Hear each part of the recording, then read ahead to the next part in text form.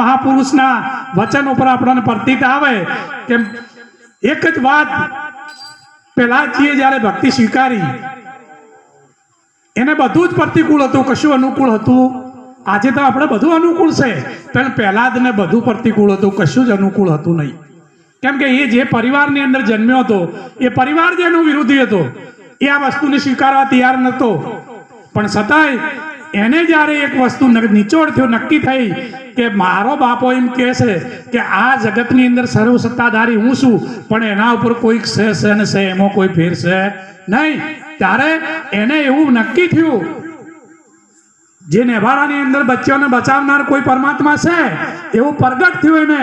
અને પ્રગટ ઉપર એને ભરોસો આવ્યો ને પછી એને એના બાપને એવું કીધું કે તમે કહો છો એ નહીં, પણ મારો પરમાત્મા બધે જ છે. અને એને એ જગ્યા ઉપર એને નિચોડ હતો, એને વચન ઉપર વિશ્વાસ હતો કે પરમાત્મા બધે છે, એટલે થંભમાં પ્રગટ થયો એ વાત ચોક્કસ. પણ એને પ્રગટ કરવા માટે આપણને કોઈ મહાપુરુષ, કોઈ સંત શબ્દ કહેતો હોય, શબ્દ આપણા કોને શ્રવણ થાય એની ઉપર આપણને ભરોસો હોવો જોઈએ.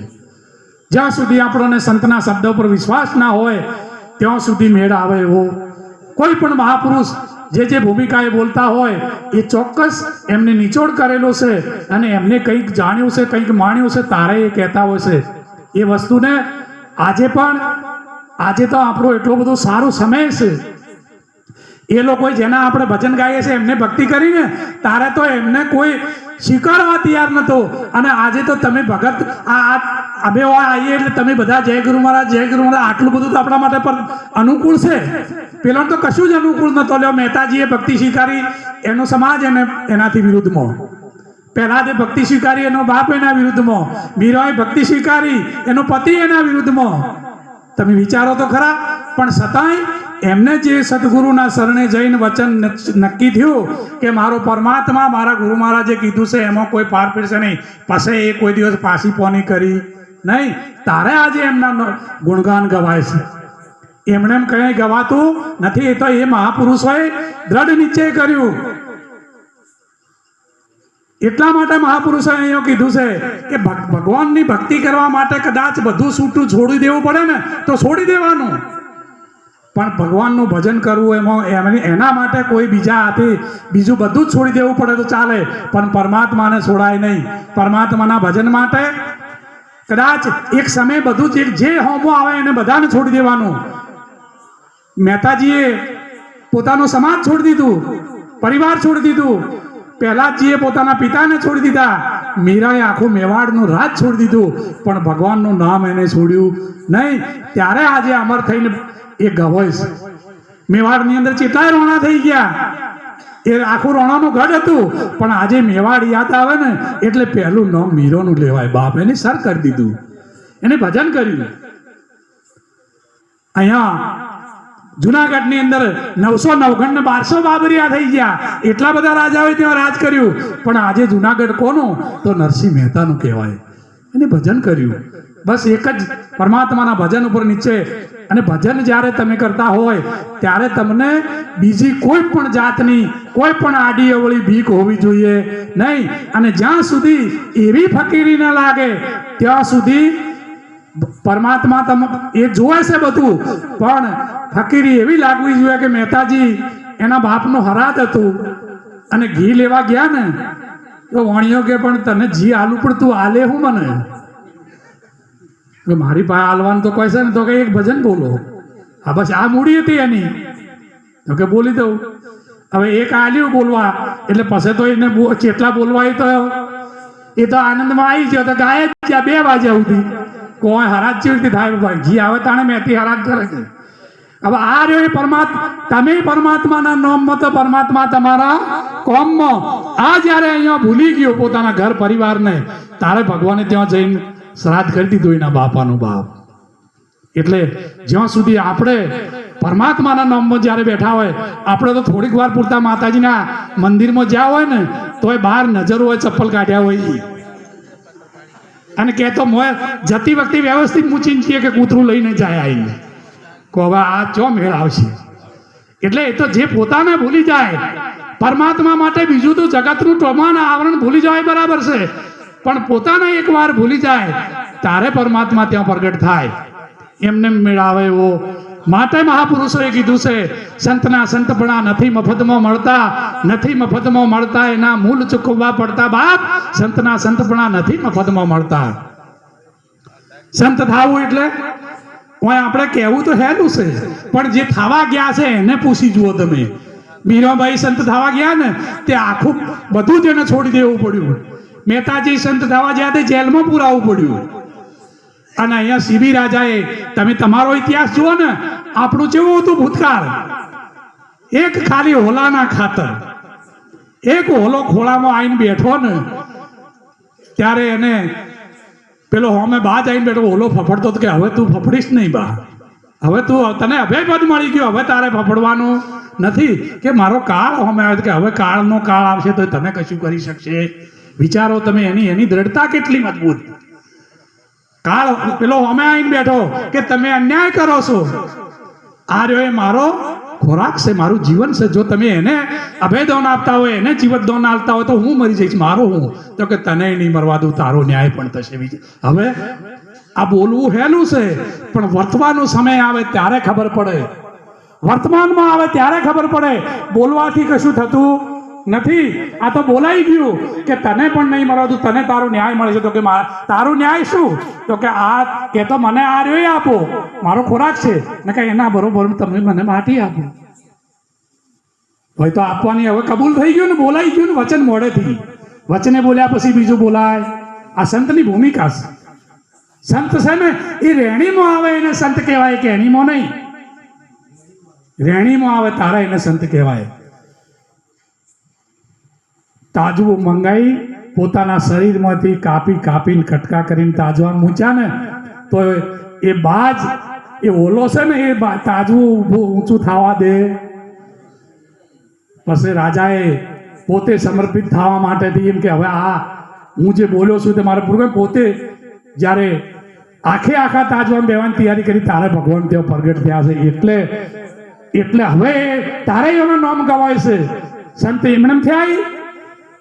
અહીંયા રાજા હરિચંદ્ર જુઓ તમે, કેટલો બધો સમ્રાટ મહાપુરુષ, એક ખાલી વચન ખાતર એના પાસે કોઈને કોઈ એવું કીધું નતું કે તું બધું આલી દે એવું, પણ પોતે બોલી ગયા કે મેં આપ્યું. તો કે તમે આપ્યું હોય તો હવે એનું આ હોના મોરો પૂરી કરવા માટે જ્યારે ભર બજારમાં વેચવાના હશે, તમે વિચારો તો ખરા. તમારો ઇતિહાસ તમે જુઓ. આ તો આપણે હાલ મૂછો પર હાથ નોસીને ખાલી ફરીએ છે, આપણા ભાગલે શું આવ્યું? ઇતિહાસ તમે વિચારી જુઓ, કોઈ બીજાના માટે શું શું નિર્માણ કર્યું આ લોકોએ, અને ઓલા માટે પોતાના શરીરના કટકા કરી નાખ્યા. અહીંયા રાજા હરિચંદ્રે પોતાના દીકરાને બાળવા માટે શમશાનમાં અગ્નિદાહ દેવા માટે એક ટકો જ્યારે એની પાસે નહોતો, એ કેવી પરિસ્થિતિ આવી છે. અને એ પરિસ્થિતિની અંદર જ્યારે એ સત નહીં ચૂક્યા હોય, તારામતીએ કીધું કે હે રાજન, આ આપણો રોહિત છે કે ના, હું મારી ફરજમાં ઊભો છું. આજે તો આપણને પરમાત્માએ કદાચ ક્યાંક 2 પૈસાની નોકરી આપી હોય ને ફરજમાં ઊભા હોય ને તો અહીંયા આપણે હરખી નભાઈ શકતા, પણ આ ફરજમાં ઊભાતા નોકરીમાં કે આજનું ભોણું મારે તારે મને આલવાનું છે, એ નહીં આપે તો હું ઉપવાસ કરી દઈશ, પણ મારે આ ધણીનું ભાડું તો તારે ટક્કું આપવું પડશે, એમાં કોઈ બોધછોડ થશે એ તો જોઈશે જ. એમાં હું બોધછોડ ના કરી ગયું. હવે એવડો મોટો સમ્રાટ રાજા હતો તે પેલા કોટવાલને એવું ના કહી દે કે જા આ મારા છોકરાને બાળ્યું છે તો હું ભાડું નહીં આપું એમ, પણ નહીં, મારી ફરજ શું છે. અને એ વાત ચાલવા દરમિયાન કોઈ એવા વિઘ્ન સંતોષી એ તો એ દાડે હતા ને આજે પણ છે, એવું નથી કે અત્યારે જતા રહ્યા. એવું જઈને રાજાને કીધું કે આપણા શમશાનમાં ચૂડેલ આવી છે અને મળદો ખાઈ જાય. રાજાએ કીધું પકડીને લાવો, અને હાજર કર્યા. એટલે કે હવે મને કરવું શું? તો કે એનું મસ્તક કાપી નાખો. રાજાને તો આ પ્રજા કે એમ જ કરવાનું કે એને ચો નક્કી કરવાનું છે કે આ ચૂડેલ છે કે જીવતી જાગતી ભાઈ છે. એવું કે સ્ત્રીનું મસ્તક કોણ કાપે? એટલે ફેર પાછું પેલાને બોલાયો, એનો જે રખવાળ હતો એને. એટલે એ કે આ કોમ તો મારે માણસ રાખેલું છે, એ કરી નાખશે. ફેર આ હરિચંદ્રનો વારો આવ્યો. પાછી જ્યારે પરીક્ષા લેવા બેહે ને પરમાત્મા, ત્યારે છેલ્લે સુધી પરીક્ષા લે. આપણે થોડામાં ડગી જઈએ તો મેળ આવે એવો. રાજા હરિચંદ્ર ત્યાં આવ્યા, તલવાર આપી કે લે આ ભાઈનું માથું કાપી નાખે, ચૂડેલ છે, મળતો ખાય. હવે પોતાની પત્ની ઉપર, પત્ની તો સાઈડમાં રહી, પણ ક્ષત્રિયનો ધર્મ ના પાડે સ્ત્રી ઉપર હાથ ઉપાડવા માટેનો. આ તો સમય પરિવર્તન આવ્યું હશે, ક્યાંક બનતું હશે, બાકી ક્ષત્રિયનો ધર્મ સ્ત્રી ઉપર હાથ ઉપાડવા માટેનું ના પાડે છે. અને તલવારથી મસ્તક અલગ કરવું એટલે હરિચંદ્ર તલવાર હાથમાં લીધી ને એનો હાથ કંપવા માંડ્યો. એટલે જ્યારે જ્યારે જ્યારે જ્યારે આ ભૂમિની ઉપર સત્ય જ્યારે ડગવા માંડે છે ને, ત્યારે મારી માતાઓએ, આ સતીઓએ તમને સાથ આપેલો છે. અને એ વખતે તારામતીએ કીધું હતું કે હે રાજન, સત મત સુખજે સતિયા, સત સુખે પત જાય, સત કી બાંધી લક્ષ્મી ફિર મિલેગી આય. હે રાજન, હવે છેલ્લી ઘડી છે, જરાય હાથ ડગાવશો નહીં. જો કદાચ પરમાત્મા આવશે અને નહીં આવે તો તમે જે હાલ ફરજમાં ઉભા છો, તમે ક્ષત્રિય છો, તમારો ધર્મ ના પાડે છે, પણ તમારી ફરજ તમને હા પાડે છે કે તમારે આ કાર્ય તમારો માલિક કહેશે એટલે કરવું પડે. અને એ છેલ્લી ઘડીએ તલવાર ઉપાડી તારે પરમાત્માએ હાથ પકડ્યો તો આવી.